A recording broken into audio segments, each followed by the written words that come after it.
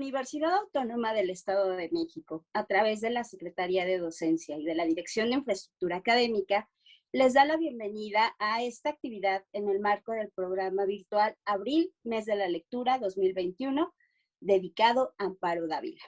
En esta ocasión, le damos la bienvenida a Silvia Georgina Estrada, reconocida periodista de Saltillo, Coahuila, a nuestro conversatorio titulado Amparo Dávila y su mundo fantástico a ya casi un año de su muerte. Bienvenida, Silvia. Muchas gracias, Rocío, por la invitación y muchas gracias por invitarme a ser parte justamente de este conversatorio sobre una de las autoras más extraordinarias que tiene la literatura mexicana y que sin duda es una escritora que tiene que seguir leyéndose en estos tiempos. Exacto. Y bueno, pues para entrar de lleno a esta plática, sí nos gustaría que nos platicaras un poco sobre la figura de la maestra del cuento de Amparo Dávila, esta maravillosa mujer que desarrolló historias siniestras, llenas de soledad, de locura, de temor. Bueno, Amparo Dávila nació en Pinos, Zacatecas, en 1928 y menciono su lugar de origen porque va a ser, decisivo para el desarrollo de la obra de Amparo Dávila. De hecho, Amparo solía describir a su pueblo con un pasaje de Agustín Yáñez y se refería a que Los Pinos era el pueblo de las mujeres enlutadas. Y es que en aquellos tiempos, en esa zona de Zacatecas, los pueblos cercanos no tenían cementerios. Entonces, todos, digamos, los cadáveres, llegaban a parar a Pinos y Amparo Dávila, pensemos en una niña de menos de 7 años, vivía en una casa enorme, un tanto lúgubre, cerca del cementerio de Pinos. Entonces, a ella le tocaba ver, y lo ha relatado en algunas entrevistas, le tocó ver las procesiones de funerales, las carretas que llevaban los ataúdes, ¿no? Las cajas de los muertos, y esa imagen va a ser como muy fuerte para la obra de Amparo, ¿no? Y bueno, otro elemento importante es que Amparo en esta casa paterna, ella le tocó vivir un tanto aislada porque sus 3 hermanos murieron muy chiquitos, ¿no? O de bebés o en la primera infancia, entonces ella prácticamente creció sola con sus padres y que, sus papás no se llevaban muy bien, no tenían el mejor matrimonio, eventualmente terminaron separándose y entonces, Amparo lo que hizo fue llenar esta infancia solitaria, con unos pasajes e historias fantásticas. De hecho, ella llegó a contar que uno de los oficios a los que quería dedicarse era la alquimia, que ella pensaba que podía convertir las piedras en oro o las flores, ¿no? Apropiarse de su perfume y justo iba a recolectarlos, ¿no? Ahí por los lugares aledaños del pueblo y esto también se va a ver trasladado a la obra de Amparo. Otra cosa de la infancia que también me gusta recordar y que quiero compartir es que el primer encuentro de esta pequeña Amparo con la literatura fue La Divina Comedia con los grabados de Gustave Doré, un libro que estaba en la biblioteca paterna y que a ella la llenó de horrores nocturnos, por supuesto, porque ver cómo eran los castigos del infierno creados por Dante hace 700 años, junto con grabados, claro, demonios, eso también le llenó la imaginación de como esta especie de pesadillas, ¿no? Y fantasías oscuras que vamos a poder rastrear en la narrativa de ya Amparo Dávila cuando se ponga a escribir sus cuentos, Rocío. Perfecto. Y bueno, ya entrando más a ya Amparo como escritora, ¿cuáles consideras que son las aportaciones de Amparo al cuento mexicano?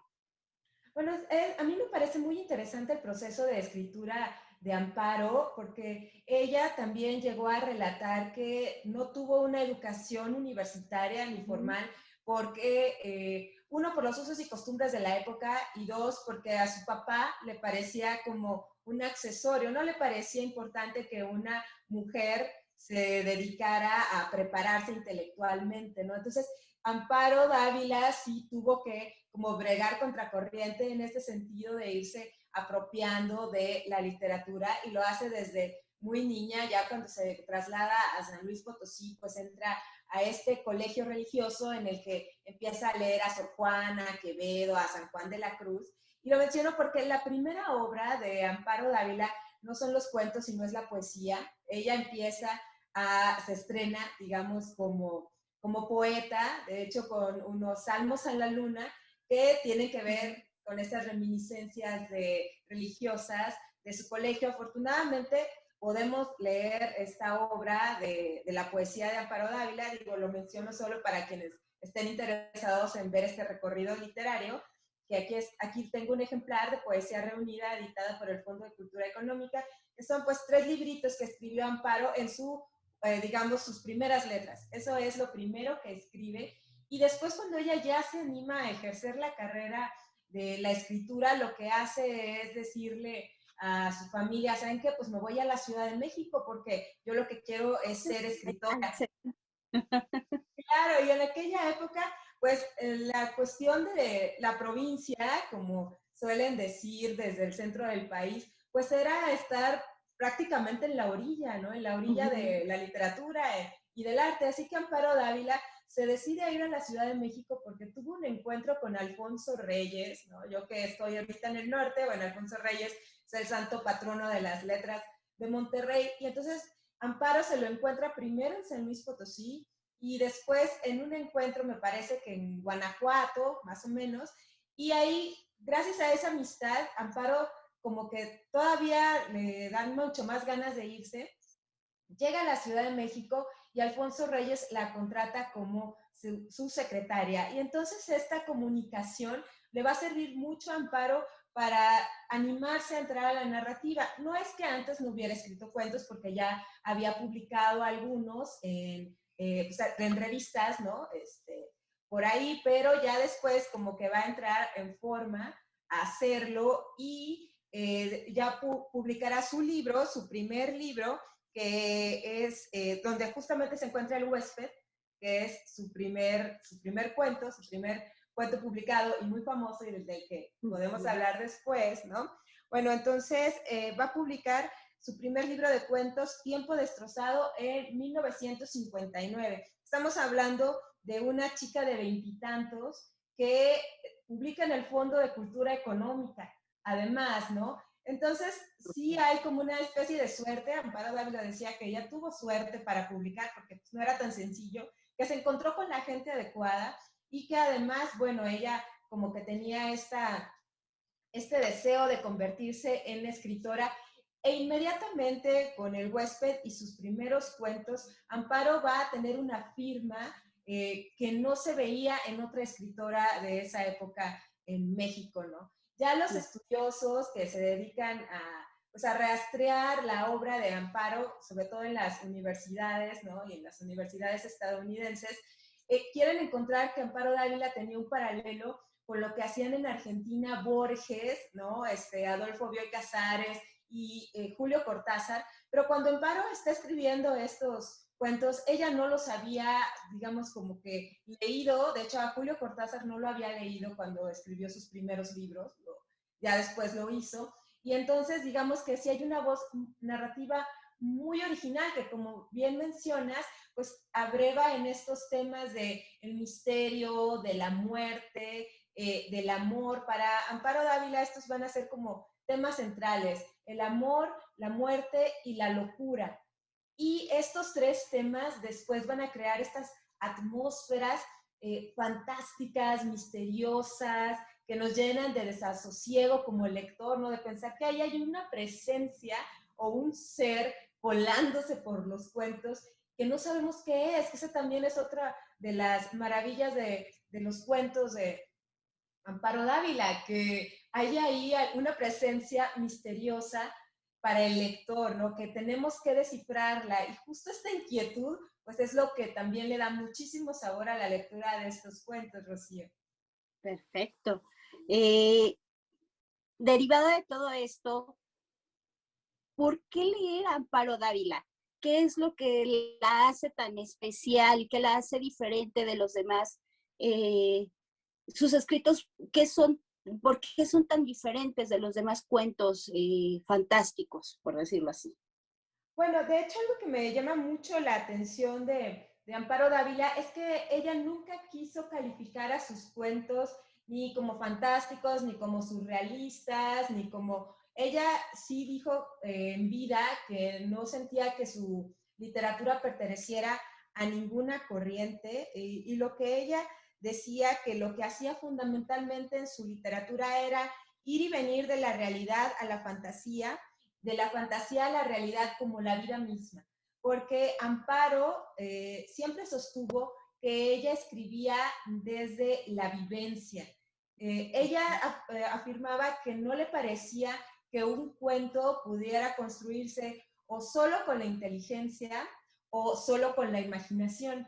Entonces, por eso al principio platicaba un poco sobre la infancia de Amparo, porque ella lo que hacía con sus textos era como rastrear una sensación que la llevaba como a esos recuerdos de la infancia y luego ya de ahí agarraba alguna emoción o algún ambiente o atmósfera y luego ya desarrollaba sus cuentos, porque decía que al final pues, los personajes se iban gestando como en un embarazo, ¿no? Ya el cuento agarraba su propio ritmo. Y yo creo que esta combinación de factores es lo que hacen tan única la narrativa de Amparo Dávila, ¿no? Por una parte, su educación tampoco ortodoxa, su educación literaria, por otro, todas sus experiencias vitales de sus primeros años de la infancia, que me parece que es un lugar genial para abrevar de la escritura, porque ¿qué no es la infancia sino este territorio lleno de misterios, de cosas que nos asustan, que nos inquietan, de que le damos forma a la ropa sobre un sillón cuando estamos a oscuras, ¿no? Esta sensación de temor, de querer que la noche sea más corta, que Amparo traslada muy bien a sus cuentos. Lo vemos en El huésped, de que es uno de los que hemos platicado, pero también podríamos hablar de que esto aparece en El espejo o La celda, que forman parte de este libro Tiempo destrozado, ¿no? Que es el primero que publicó, que también ahí hay un elemento de inquietud. Hay algo que no describe la autora, no nos dice qué es, solo nos dice que existe. Y nos hace pensar si existe en el plano real o en el plano de la psique de los personajes, pero en realidad no lo sabemos. Esa sensación sigue siendo totalmente real, pero no sabemos en qué plano se mueven estas entidades que nos describe la autora como, porque aparte no les da nombre, ¿no? Son como ese ser, ¿no? Eso que se veía, él, y así podemos ir, pues nombrando algunos de las entes que aparecen en los cuentos de Amparo. Y esa ambigüedad yo creo que es lo que también hace que las historias sean más perturbadoras y que las enganchemos con esta idea de lo fantástico, ¿no? De lo que no es corriente, ¿no? De lo que no está ahí, y que a Amparo le gusta además jugar con la idea de ¿es cierto o hay una dosis de locura aquí en esta historia o en estos personajes, Rocío? Lo sorprendente de Amparo es que logra pasar de situaciones triviales, muy casuales, a momentos de miedo, de suspenso. ¿Crees que de alguna manera esos entes, como tú los llamas, es una manera de materializar esos demonios internos que cada uno, o en este caso sus personajes, llevan dentro de sí?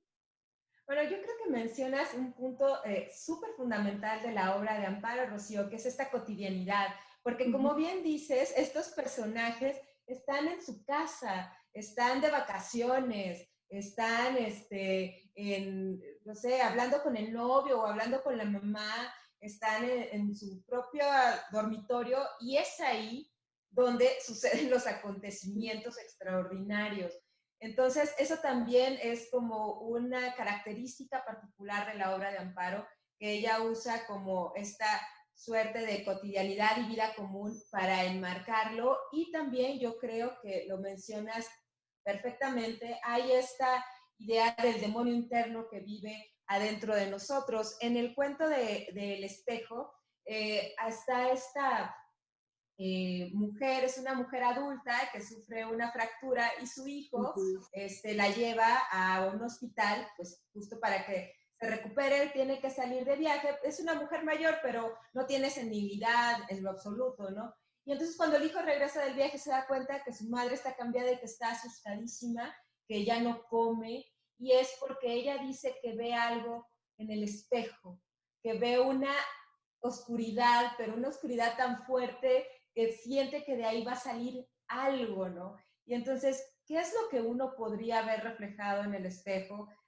Tal vez lo que hay adentro, como bien dices, ¿no? Hay una fuerza o demonio interior. Amparo no nos dice qué hay en ese espejo, pero sabemos que lo que está ahí, que quiere salir, es una fuerza ominosa y a la vez atractiva. Que eso también es algo que ocurre con estas entidades, ¿no? O seres de los que nos habla Amparo Dávila, que producen terror, pero al mismo tiempo tienen esta especie de magnetismo, ¿no? De una idea de que quieres estar ahí, ¿no? De que podrías pertenecer de alguna manera a esa entidad oscura, de que no quieres deshacerte del todo de ella, de que la quieres integrar a su vida, a tu vida, y eso también aparece en algunos de los cuentos de Amparo Dávila, esta idea de que, bueno, esto es horrible, pero al mismo tiempo me gusta dentro de su oscuridad, ¿no?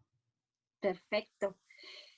¿De qué manera crees que Amparo podría influenciar a estas nuevas generaciones de mujeres? Ella, tuvo un camino largo que no fue fácil, pero ¿de qué manera ahora puede retomarse su ejemplo o sus cuentos para estas nuevas mujeres que vienen? Bueno, yo creo que la obra de Amparo Dávila es muy inspiradora actualmente y además tiene como esta dosis de frescura que las autoras actuales pueden como encontrar, ¿no? Y hay también como esta ambigüedad que me parece muy clave del siglo XXI, de que no todo se dice, de que está sugerido. De hecho, el libro que publicó el Fondo de Cultura Económica hace muy poco, Cuentos Reunidos de Amparo Dávila, tiene obras inéditas que no se habían publicado hasta 2009, y una de ellas es Con los ojos abiertos, que es el relato de una mujer que siente que alguien entra a su casa, que los escucha claramente, escucha a alguien que entra a la casa y no sabe bien qué es. Y no nos lo dice jamás, no nos dice, o sea, el cuento nos dice que esta mujer abre los ojos y no sabemos qué vio. Y entonces eso me parece que sí es muy actual de Amparo Dávila con relación a lo que estamos viviendo ahora, ¿no? También este rollo de las ideas de las máscaras, ¿no? De lo que significa esconderse tras los rostros de alguien más. Y lo menciono por otro texto que a mí me parece muy interesante de Amparo Dávila, que se llama El Hotel Chelsea, o Breve Crónica de una larga noche, que de hecho retomó una experiencia de la propia Amparo cuando fue a Nueva York a dar una conferencia, y entonces se hospedó en un hotel que es un hotel referencial para quienes siguen la literatura, porque ahí se hospedaron muchos escritores, pero llega en medio del Halloween y entonces ve toda esta gente disfrazada, que es amenazante, que no sabe si es, dice, claro, están disfrazados, pero podría que no ser que estén disfrazados, podría ser que sean estas criaturas reales, y eso también me parece muy interesante porque en realidad es una crónica, pero es una crónica que podría ser cuento, y me parece que eso es muy, muy del siglo XXI y de lo que están escribiendo las escritoras. Este salto entre los géneros, decir, esta crónica puede ser novela o puede ser, podemos poner poesía aquí, que es algo que le decían mucho a Amparo Dávila de sus cuentos, que tenían como instantes muy poéticos y no todos lo aprobaban. Me parece que ahora eso está más que dicho. Hemos visto obras que combinan ensayo, cuento, poesía, crónica, ¿no? Esta mezcla de los géneros. Y me parece que en ese sentido, bueno, Amparo también fue una escritora que le gustaba jugar con la ambigüedad, y eso sí creo que pueda ser como una influencia, ¿no? Actual, sobre todo para las escritoras jóvenes que ahorita pues, está escribiendo muchas cuestiones de terror, de ciencia ficción, ¿no? Y se está como reivindicando estos géneros un tanto oscuros o cosas que no están como dentro de la línea normal, dentro del mainstream. Y creo que Amparo tiene esta extravagancia que puede ser muy bien adoptada por las autoras actuales, Rocío. Muy bien. Y bueno, pues para terminar, nos gustaría que nos pudieras leer algún fragmento para aquellos que no tienen el gusto de conocer Amparo Dávila, algún fragmento de sus cuentos. Sí, mira, justamente, y lo estábamos debatiendo un poco antes de, digamos, empezar a estar aquí en este conversatorio, sobre qué cuentos de Amparo Dávila se podrían leer. Y bueno, yo sí creo que El huésped es un texto referencial, su primer cuento, el más famoso, sin duda, el que está más antologado, pero yo sí creo que este cuento, o sea, escrito a mitad del siglo XX, va a conectar de inmediato con los lectores jóvenes. Yo sí creo que si un chico o una chica de 14, 13, 15 años se topan con este texto, van a querer devorarlo, ¿no? Entonces, bueno, voy a leer un fragmento del huésped. Nunca olvidaré el día en que vino a vivir con nosotros. Mi marido lo trajo al regreso de un viaje. Llevábamos entonces cerca de 3 años de matrimonio. Teníamos 2 niños y yo no era feliz. Representaba para mi marido algo así como un mueble que se acostumbra uno a ver en determinado sitio, pero que no causa la menor impresión. Vivíamos en un pueblo pequeño, incomunicado y distante de la ciudad, un pueblo casi muerto o a punto de desaparecer. No pude reprimir un grito de horror cuando lo vi por primera vez. Era lúgubre, siniestro, con grandes ojos amarillentos, casi redondos y sin párpados, que parecían penetrar a través de las cosas y de las personas. Mi vida desdichada se convirtió en un infierno. La misma noche de su llegada, supliqué a mi marido que no me condenara a la tortura de su compañía. No podía resistirlo. Me inspiraba desconfianza y horror. Es completamente inofensivo, dijo mi marido mirándome con marcada indiferencia. Te acostumbrarás a su compañía y, si no lo consigues, no hubo manera de convencerlo de que se lo llevara. Se quedó en nuestra casa. Muchas gracias, Silvia.